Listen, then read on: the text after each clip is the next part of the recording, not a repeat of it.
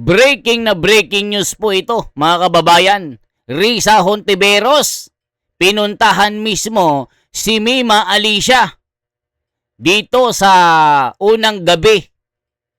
Mga kababayan, talagang napahagulgul daw ito. Ito ang sabi ng mga komento. Bali-balita mga kababayan, si Mima Alicia ay gagawing santo ng mga Katoliko. Bakit daw? Nako mga kababayan po, yan po ang ating pag-uusapan. Talagang pinagmulan po ito ng mga debate sa social media. Ito po ang mainit na usapan ng mga netizen. Ayon sa mga loyalista mga kababayan, karapat dapat daw umanong gawing isang santo si Mima. Ayon sa kanyang mga taga-suporter, isa daw itong huwaran at isang mabait na bata at nagtatanggol at nagsasabi ng pawang katotohanan. Ito po ang mga nababasa sa social media. Talagang gagawin daw nila umano na santo si Mima Alicia dahil nga po sa nangyari sa kanya na itinumba ng isang gunman o hitman. Ayon po sa mga loyalistang vlogger na pro-BBM vlogger, talagang ang ipinupunto nila, politika daw ang dahilan kaya may nangyari kay Mima Alicia. Kung matatandaan nyo po nung nakaraang araw, talagang sumabog po ang balita sa social media na si Mima Alicia pumanaw na sa masamang kadahilanan. Tinadtad po ito ng pagputok ng mga bala, umalingaw-ngaw sa Caloocan, sa Terra Nova, kung saan po siya nakatira. Talagang galit na galit po yung nagpatumba dito. Ang kwento po mga kababayan, nakatakbo, hinabol pa nung gunman, dun na ikinasa ang huling bala na siyang nagpatahimik kay Mima. So dito, mga kababayan, kay Risa Hontiveros at kanyang mga kasama, kasama nga po si Risa Hontiveros mga kababayan, maging di ko lang alam kung pati si Kiko nagpunta rin sa lamay ni Mima Alicia. Ayan lubos na. Ayan sa mga mahal sa buhay ni Mima Alicia, kaisa niyo po ako sa pagtawag ng hustisya. Ang ganitong trahedya ay hindi dapat mangyari kahit kanino. Ito po ang sabi at pasabog ni Risa Hontiveros. May mga nagsusulong mga kababayan na grupo. Yan po ang mga kumakalat na pagmamarites na di umano si Mima Alicia madadagdag sa mga santo ng mga Katoliko. Halaka, totoo kaya ito? Totoo kayang itutulak nilang maging santo si Mima? Dahil isa daw uliran at mabait na bata at hemplo ng mga kabataan? Yan po. Anong masasabi nyo dito? Isa pa mga kababayan, isa pang Supremo nagsalita. Naku po, tinumbok kung sino po. Di umano ang mastermind. Parang kilalang kilala mga kababayan.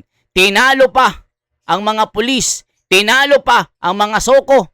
Inunahan na naman ang pag-iimbestiga. Si Supremo, kilala nyo po ito mga kababayan ko. Yung laging nakamaskara, tinumbok kung sino ang nagpatumba di umano kay Mima Alicia. Ito po, kaya daw siya nakamaskara. Alamin natin kung ano ang kanyang dahilan. Ito po, kayo na pong humusga dito mga kababayan at ating ipapakita ang kanyang video. Ito po, magugulat po kayo sa kanyang mga pasabog. Tila nag-iimbestiga na ito.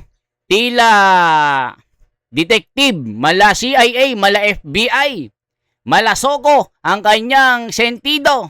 Ang kanyang mga hinala, parang sure na mga kababayan, na si Sarah ang mastermind. O, tignan nyo mga kababayan, paano siya sumabog dito sa galit. Talagang binira si Sarah. Ayan o, Supremo. Tinumbok kung sino ang nagpatahimik kay Mima Alicia. Grabe, ano, talagang alam na alam niya. Talagang walang labis, walang kulang eh. Talagang ididiin niya kung sino yung nararamdaman niya na... O, tignan nyo kanyang konteksto ha. Tignan nyo po yung naratibo niya kung paano gumagawa yung ibang pro-BBM vlogger. Ito, tignan nyo rin po ang kanyang kulay mga kababayan na makikita nyo sa kanyang pagsasalita. Kilala nyo po itong Supremo na ito. Nako, matagal na po itong pasaway. Laging binibira si Marcoleta kung ano-ano pong mga paninira. Binibira din niya yung isang respetadong reliyon na lagi niyang sinisiraan pero wala namang ebidensya. Ito po ang kanyang pasabog mga kababayan ko. Kayo na ang bahalang magkomento dito. Sa salita ng katotohanan, Mima Alicia. Sa mga hindi nakakakilala kung sino si Mima Alicia, si Mima Alicia po ay isang vlogger o isang babaeng vlogger na nagsasalita ng katotohanan at nakikipaglaban para sa mga Pilipino. Nakikipaglaban para sa katotohanan. Siya po ay isang vlogger na kung saan lagi pong nagpapaliwanag sa mga Pilipino kung ano ang tama at mali. Ayan mga kababayan, ayon sa kanyang paliwanag, si Mima Alicia ay isang vlogger na nagpapaliwanag sa mga Pilipino ng tama at mali. Nako po, mga kababayan, mamaya mag-play nga tayo ng isang video ni Mima kung mayroon tayong mapupulot na malalaman natin ang tama at mali sa kanyang pagsasalita. Mamaya, ipi-play po natin yan. At kung ano ang magagandang ginagawa at mga maling ginagawa ng mga politiko dito po sa ating bansa. Ngayon, kilalang kilala po itong si Mima Alicia na madalas na nababanggit niya sa kanyang vlog. Madalas na nababanggit niya sa kanyang vlog ito pong mga taong walang kwenta. Isa na po dyan si Vice President Sara Duterte at maging yung kanyang mga alagad. Ngayon, sa pagkawala po ni Mima Alicia, marahil iisa lang ang nasa isipan natin. Bagamat iisa ang nasa isipan natin, marami pong mga tao o mga personas na natatakot magsalita. Natatakot na tumbukin kung sino ang may kagagawan kung bakit namatay si Mima Alicia. Ayan mga kababayan, itong si Supremo, kilala nyo po ito, si Epipanyo, matagal na pong sinungaling po ito mga kababayan. Parang Pebbles, talakera din ito, na kung sino-sino ang mga binibintangan, kung sino-sino mga tinuturo. So ngayon, dito sa nangyari kay Mima Alicia, talagang iisa ang kanilang naratibo. Diba mga kababayan ko? Tila iisa ang kanilang kwento na palabasin na politika ang dahilan. Politika ang naging rason bakit nangyari kay Mima Alicia. Isipin nyo mga kababayan, hindi nila sinasabi na na tila isang personal na galit ang rason kaya nangyari kay Mima ito. Alam natin ang nangyari kay Mima, binugbog ito ng kanyang asawa na live-in partner, mga kababayan ko. Binugbog. Bago mangyari ang lahat, meron na pong kahindik-hindik na kaganapan sa buhay ni Mima Alicia at ang kanyang ex live-in partner na talagang binugbog ito at nagkapasa-pasa. Kaya dito, naglabas ang kapulisan ng police report na isa ito sa mga tinitignang dahilan kung bakit nangyari kay Mima Alicia ang karumal-dumal na krimeng ito. Ayon dito, tinumbok na si Sarah. siya daw ang mastermind at yung mga kaibigan din daw ni Sara. O kita nyo mga kababayan ko. Grabeng kanilang naratibo, ano? O ituloy pa natin. Kayo nang humusga dito. Ngayon, alam kong marami sa mga kaisa natin, mga kakilala na mga vloggers ni Mima Alicia na natatakot na tumbukin kung sino ba ang may kagagawan ng pagpatay o sino ang mastermind sa pagpapapatay dito kay Alicia. Para sa akin, ito sa akin lamang po. Kasi kahit hindi magsalita itong si Sara Duterte, kahit hindi magsalita itong mga kakampi niya, alam kong si Mima Alicia ay sinadyang ipapatay nang sa ganun baka nagbabaka sakali itong si Vice President Sara Duterte na makuha niya na ang simpatya ng mga followers niya o ng mga subscribers niya. O kita nyo mga kababayan. Ano sabi niya? Ang tanga naman ng mga DDS kung ganon. So, ibig sabihin, gagawin ni Saren para makita yung simpatya ng taong bayan. Ano yun? Common sense. O, kita nyo ang mga naratibo ng mga vlogger na ito. Kung ano-ano mga sinasabi. O, meron akong papakita ha, mga kababayan. Ito po. Tignan nyo po ito. Meron po akong ipapakita sa inyo na napasabog ni ito po mga kababayan. Panoorin nyo po ha.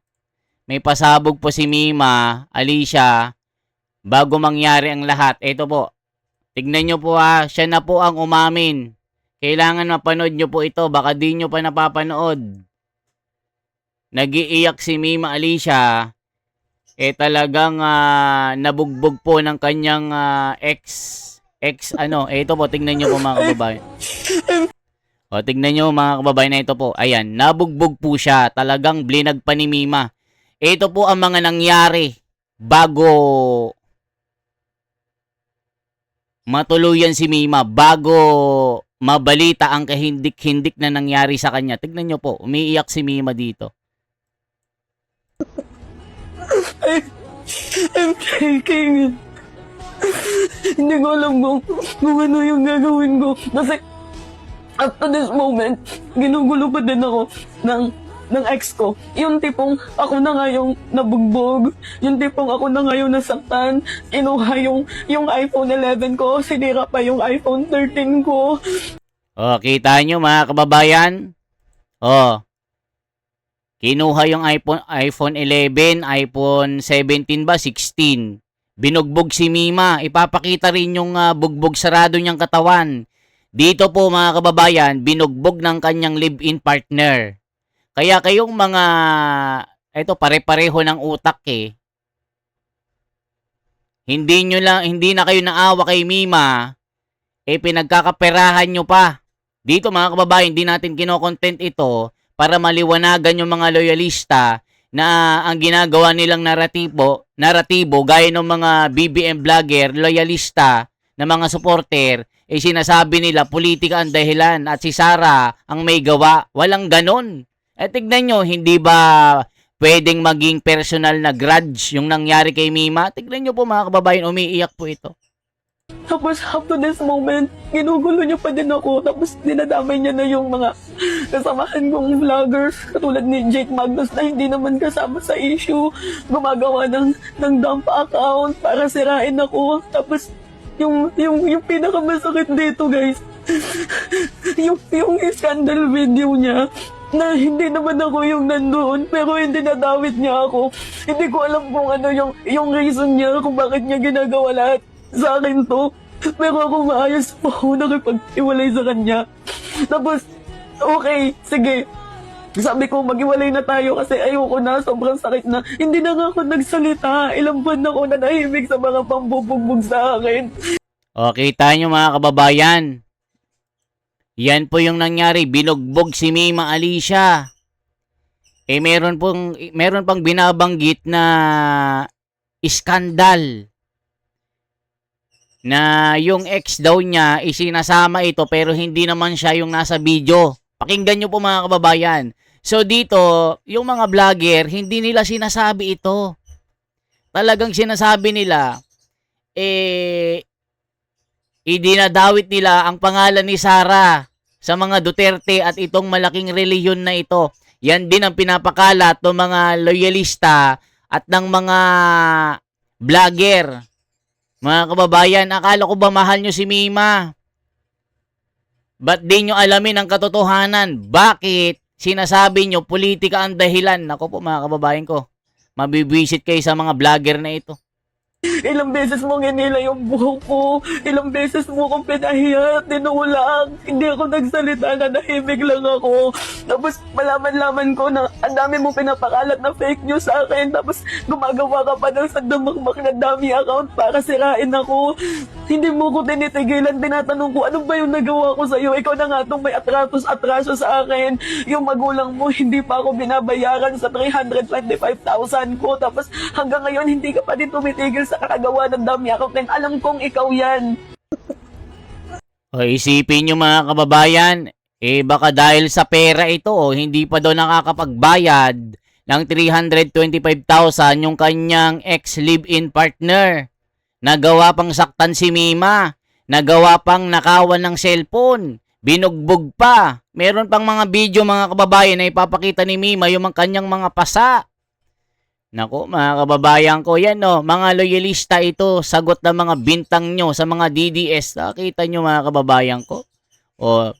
Supremo ng mga kasinungalingan, tignan nyo po. At hindi lang yun, malamang kaya sinadya na ipapatay itong si Mima Alicia. Baka iniisip siguro ni Vice President Sara Duterte na matatakot ang mga vloggers. Mga vloggers na kampi sa administrasyong Marcos. Mga vloggers na nagsasalita ng katotohanan para sa mga Pilipino.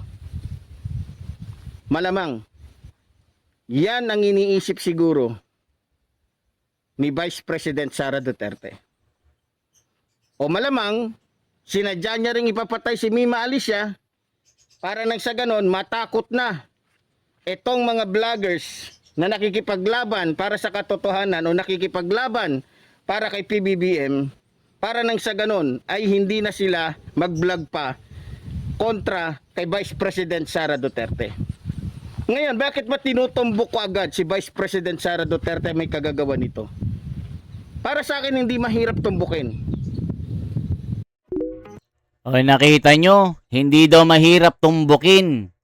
Kaya niya sinasabi agad na ang mastermind ay si Sara. Nakita nyo mga kababayan? Ano itong kumakalat na video niya na umiiyak siya? Na nabugbog siya. Pinagnakawan siya ng cellphone. May iskandal pang ng mga video na sinasabi dito. Ba't di mo sinasabi ito? Ibig sabihin mga kababayan, gusto nilang gawin na magiging naratibo, gusto nilang ipakalat na ang nangyari kay Mima ay politika.